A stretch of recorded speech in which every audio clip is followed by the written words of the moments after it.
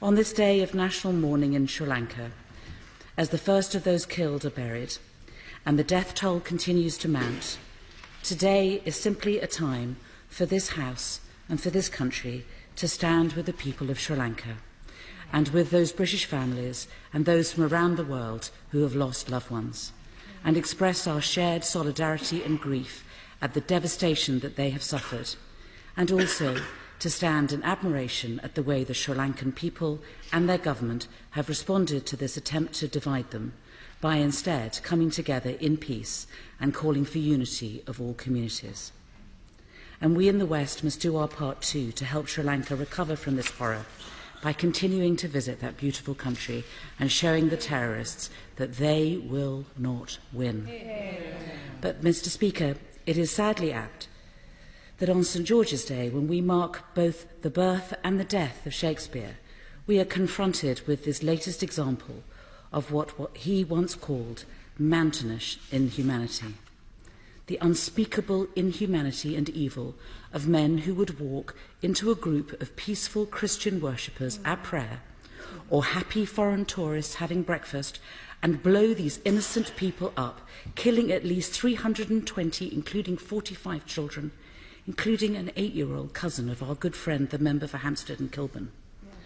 Dozens are still fighting for their lives in hospital, and hundreds more have received life-changing injuries.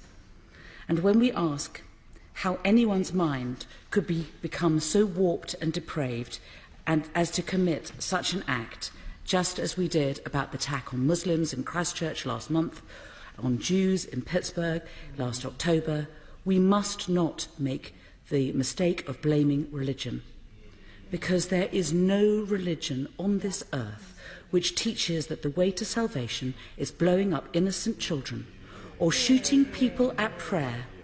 We must also not make the mistake of saying that one act of evil begets another, that somehow this atrocity happened because of the atrocity in Christchurch.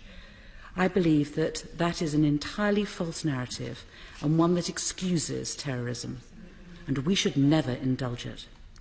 Instead, we should call it out for what it is, an act born of pure, vicious, mind-polluting hatred, perpetuated by sickening, despicable individuals who don't worship God, they worship death, whose only religion is hate, and whose fellow believers in hatred and in death must be wiped from the face of our earth.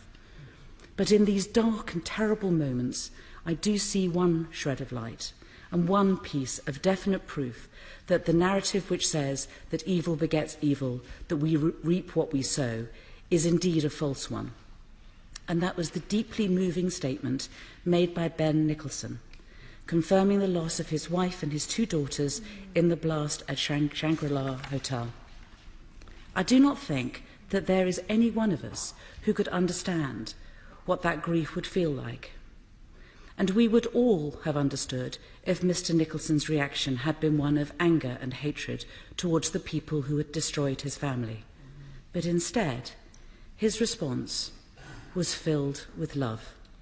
For his wife and his beautiful daughters, he rejected hatred, the hatred that had killed his family, and he responded to them with a mountainous humanity. A humanity which no act of evil could corrupt, because, as Shakespeare also wrote, Mr. Speaker, unkindness may defeat my life, but never taint my love.